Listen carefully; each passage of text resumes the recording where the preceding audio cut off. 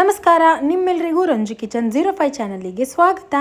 ಇವತ್ತಿನ ಈ ವಿಡಿಯೋದಲ್ಲಿ ನಾನು ಯಾವ ರೆಸಿಪಿನ ಮಾಡ್ತಾ ಇದ್ದೀನಪ್ಪ ಅಂತ ಅಂದ್ರೆ ನಾನು ಎಗ್ ಖೈಮಾನ ಮಾಡ್ತಾ ಇದ್ದೀನಿ.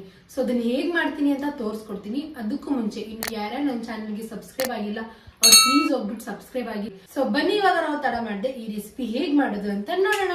ಸೊ ಎಗ್ ಖೈಮಾ ಮಾಡೋದಕ್ಕೆ ನಾನು ಏನೇನ್ ಐಟಮ್ಸ್ ನ ತಗೊಂಡಿದ್ದೀನಪ್ಪ ಅಂತ ಅಂದ್ರೆ ನೋಡಿ, ನಾನು ಒಂದು 8 ಮೊಟ್ಟೆನ ತಗೊಂಡಿದ್ದೀನಿ. ನಿಮ್ಮ ಫ್ಯಾಮಿಲಿಗೆ ಎಷ್ಟು ಮೊಟ್ಟೆ ಬೇಕು ನೀವು ಅಷ್ಟು ಮೊಟ್ಟೆನ ತಗೊಳ್ಳಿ. ನಮ್ಮ ಫ್ಯಾಮಿಲಿಗೆ 8 ಮೊಟ್ಟೆ ಆದ್ರೆ ಕರೆಕ್ಟ್ ಆಗುತ್ತೆ. 8 ಮೊಟ್ಟೆಯ ಎಗ್ ಖೈಮಾ ಮಾಡೋದಕ್ಕೆ ನಾನು ಏನೇನು ಐಟಮ್ಸ್ ನ ತಗೊಂಡಿದ್ದೀನಪ್ಪ ಅಂತ ಅಂದ್ರೆ ನೋಡಿ, ನಾನು 3 ಈರುಳ್ಳಿನ ತಗೊಂಡಿದ್ದೀನಿ, ಮತ್ತೆ 3 ಟೊಮೆಟೊ, 7ರಿಂದ 8 ಮೆಣಸಿನಕಾಯಿ, ಒಂಚೂರು ಕೊತ್ತಂಬರಿ ಸೊಪ್ಪನ್ನ ನಾನು ತಗೊಂಡಿದ್ದೀನಿ. ಮತ್ತೆ ಮಸಾಲಾ ಐಟಮ್ಸ್ ನಲ್ಲಿ ನಾನು 1 ಟೇಬಲ್ ಸ್ಪೂನ್ ಅಷ್ಟು ನಾನು ಧನಿಯಾ ಮಸಾಲಾನ ತಗೊಂಡಿದ್ದೀನಿ, ಅರ್ಧ ಟೇಬಲ್ ಸ್ಪೂನ್ ಅಷ್ಟು ಅರಿಶಿಣ ಪುಡಿ, 1 ಟೇಬಲ್ ಸ್ಪೂನ್ ಅಷ್ಟು ಖಾರದ ಪುಡಿ, ಅರ್ಧ ಟೇಬಲ್ ಸ್ಪೂನ್ ಅಷ್ಟು ಗರಂ ಮಸಾಲ, ಅರ್ಧ ಟೇಬಲ್ ಸ್ಪೂನ್ ಅಷ್ಟು ಶುಂಠಿ ಬೆಳ್ಳುಳ್ಳಿ ಪೇಸ್ಟ್, ಮತ್ತೆ ರುಚಿಗೆ ತಕ್ಕಷ್ಟು ಉಪ್ಪು. ಸೊ ಎಗ್ ಖೈಮಾ ಮಾಡೋದಕ್ಕೆ ನಮಗೆ ಈ ಎಲ್ಲ ಐಟಮ್ಸ್ ಬೇಕಾಗುತ್ತೆ. ಸೊ ಫಸ್ಟಿಗೆ ನಾನು ಮೊಟ್ಟೆಗಳನ್ನ ಕುದಿಸ್ಕೊಳಕ್ ಇಡ್ತೀನಿ. ಒಂದು 15 ನಿಮಿಷ ನಾನು ಮೊಟ್ಟೆಗಳನ್ನ ಕುದಿಸ್ಕೊಳ್ತೀನಿ.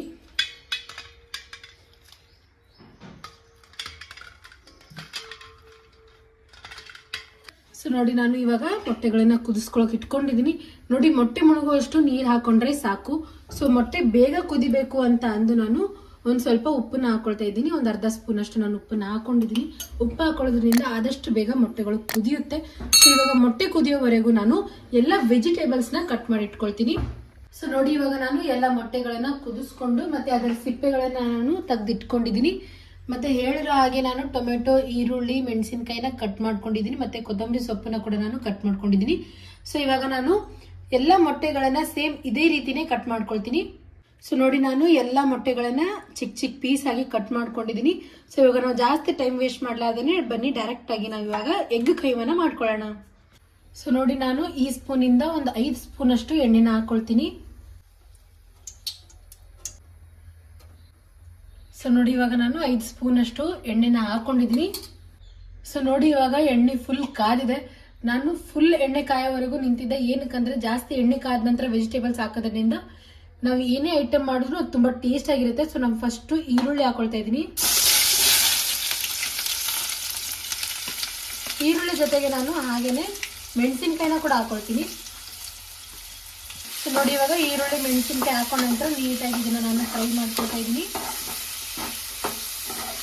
ಸೊ ನೋಡಿ, ನಾನು ಈರುಳ್ಳಿ ಮತ್ತೆ ಮೆಣಸಿನಕಾಯಿನ ಒಂದು 2ರಿಂದ 3 ನಿಮಿಷದವರೆಗೂ ಫ್ರೈ ಮಾಡ್ಕೊಳ್ತೀನಿ. ಒಂದು ಸ್ವಲ್ಪ ಈರುಳ್ಳಿ ಕಲರ್ ಬ್ರೌನ್ ಆಗೋವರೆಗೂ ನಾನು ಇದನ್ನ ಫ್ರೈ ಮಾಡ್ಕೊಳ್ತೀನಿ. ಸೊ ನೋಡಿ, ಈರುಳ್ಳಿ ಒಂದು ಸ್ವಲ್ಪ ಬ್ರೌನ್ ಕಲರ್ ಆಗಿದೆ. ಒಂದು 2 ನಿಮಿಷದವರೆಗೂ ನಾನು ಫ್ರೈ ಮಾಡ್ಕೊಂಡಿದ್ದೀನಿ. ಇದೇ ಟೈಮಲ್ಲಿ ನಾನು ಇವಾಗ ಟೊಮೆಟೊನ ಹಾಕೊಳ್ತೀನಿ. ಸೊ ನೋಡಿ, ಇವಾಗ ನಾನು ಟೊಮೆಟೊನ ಹಾಕೊಂಡು ನೀಟಾಗಿ ಇದನ್ನ ಮಿಕ್ಸ್ ಮಾಡ್ಕೊಳ್ತಾ ಇದ್ದೀನಿ. ಸೊ ನೋಡಿ, ಇವಾಗ ನಾನು ಇದಕ್ಕೆ ಒಂದು ಅರ್ಧ ಸ್ಪೂನ್ ಅಷ್ಟು ಉಪ್ಪನ್ನ ಹಾಕೊಳ್ತೀನಿ. ಉಪ್ಪು ಹಾಕೊಂಡ್ರೆ ಸ್ವಲ್ಪ ಬೇಗ ಫ್ರೈ ಆಗುತ್ತೆ ಅಂತ. ಸೊ ನೋಡಿ, ನಾನು 1/2 ಟೇಬಲ್ ಸ್ಪೂನ್ ಅಷ್ಟು ಉಪ್ಪನ್ನ ಹಾಕೊಂಡಿದ್ದೀನಿ. ನೋಡಿ, ಕೆಲವೊಬ್ರು ಎಗ್ ಖೈಮಾಗೆ ಏಲಕ್ಕಿ, ಲವಂಗನ ಕೂಡ ಹಾಕೊಂಡು ಮಾಡ್ಕೊಳ್ತಾರೆ. ಬಟ್ ನಾನು ಸಿಂಪಲ್ ಆಗಿ ಮಾಡ್ತಾ ಇದ್ದೀನಿ. ನೀವು ಕೂಡ ಸಿಂಪಲ್ ಆಗಿನೇ ಮಾಡ್ಕೊಂಡು ನೋಡಿ, ತುಂಬ ಟೇಸ್ಟಿ ಆಗುತ್ತೆ. ಹಾಗೂ ಇನ್ನು ಯಾರು ನನ್ನ ಚಾನಲ್ಗೆ ಸಬ್ಸ್ಕ್ರೈಬ್ ಆಗಿಲ್ಲ ಪ್ಲೀಸ್ ಹೋಗ್ಬಿಟ್ಟು ಸಬ್ಸ್ಕ್ರೈಬ್ ಆಗಿ. ಈ ರೆಸಿಪಿ ನಿಮ್ಗೆ ಏನಾದರೂ ಇಷ್ಟ ಆದರೆ ಪ್ಲೀಸ್ ನನ್ನ ವಿಡಿಯೋಗೆ ಲೈಕ್ ಮಾಡಿ ಹಾಗೂ ನಿಮ್ಮ ಫ್ಯಾಮಿಲಿ ಜೊತೆ ಈ ವಿಡಿಯೋನ ಶೇರ್ ಮಾಡ್ಕೊಳ್ಳಿ. ಸೊ ಇವಾಗ ನಾನು 2ರಿಂದ 3 ನಿಮಿಷದವರೆಗೂ ಟೊಮೆಟೊನ ಉಪ್ಪು ಹಾಕೊಂಡ ನಂತರ ಫ್ರೈ ಮಾಡ್ಕೊಂಡಿದ್ದೀನಿ. ಇವಾಗ ಇದರೊಳಗಡೆ ನಾನು 1/2 ಟೇಬಲ್ ಸ್ಪೂನ್ ಅಷ್ಟು ಶುಂಠಿ ಬೆಳ್ಳುಳ್ಳಿ ಪೇಸ್ಟ್ನ ಹಾಕೊಂಡು 1 ನಿಮಿಷ ಇದನ್ನು ನಾನು ಫ್ರೈ ಮಾಡ್ಕೊಳ್ತೀನಿ. ಶುಂಠಿ ಬೆಳ್ಳುಳ್ಳಿ ಪೇಸ್ಟ್ ಹಾಕೊಂಡ ನಂತರ ನಾನು 1 ನಿಮಿಷದವರೆಗೂ ಅದನ್ನು ಫ್ರೈ ಮಾಡ್ಕೊಂಡಿದ್ದೀನಿ. ಇವಾಗ ಇದರೊಳಗಡೆ ನಾನು ಎಲ್ಲ ಮಸಾಲೆ ಐಟಮ್ಸ್ನ ಹಾಕೊಳ್ತೀನಿ.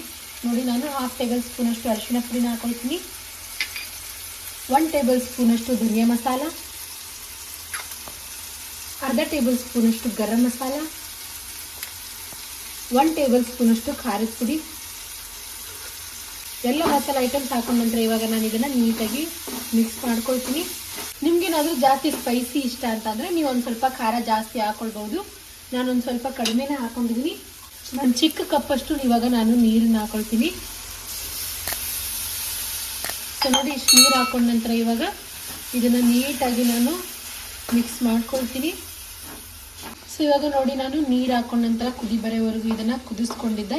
ಸೊ ಇದೇ ಟೈಮಲ್ಲಿ ಇವಾಗ ನಾನು ಇದರೊಳಗಡೆ ಕಟ್ ಮಾಡ್ಕೊಂಡಿರೋ ಎಲ್ಲ ಮೊಟ್ಟೆಗಳನ್ನ ಹಾಕೊಳ್ತೀನಿ.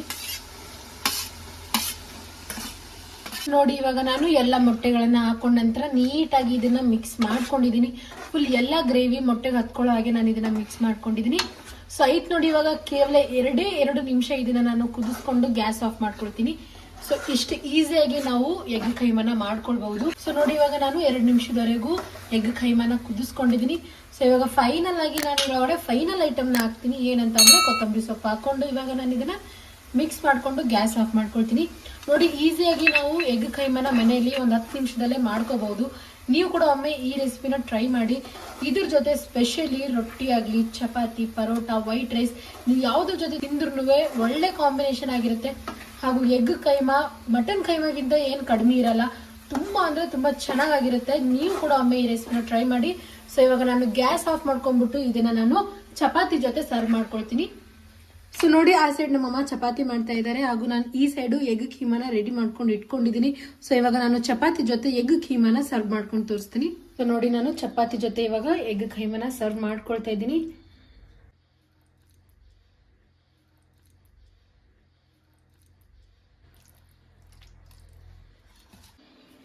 So finally egg keema ready ಆಯ್ತು.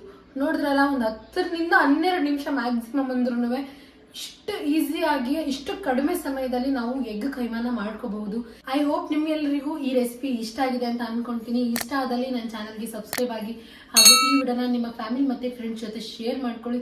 ಈ ವಿಡಿಯೋಗೆ ಲೈಕ್ ಮಾಡಿ, ಶೇರ್ ಮಾಡಿ, ಕಮೆಂಟ್ ಮಾಡಿ. ಸೊ ಬನ್ನಿ ಇವಾಗ ನಾವು ಟೇಸ್ಟ್ ಹೇಗಿದೆ ಅಂತ ಟೇಸ್ಟ್ ನೋಡೋಣ. ಕೀಮಾನ ತಗೊಳ್ತಾ ಇದ್ದೀನಿ.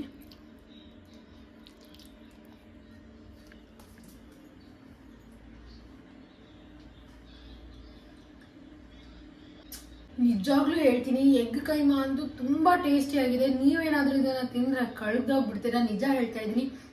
ಎಗ್ ಕೈಮಾ ಮುಂದೆ ನಂಗೆ ಮಟನ್ ಕೈಮಾ ಕೂಡ ನೆನಪಾಗ್ತಾ ಇಲ್ಲ. ಏನಕ್ಕಂದ್ರೆ ಅಷ್ಟು ಟೇಸ್ಟಿಯಾಗಿ ಎಗ್ ಕೈಮಾ ಆಗಿದೆ.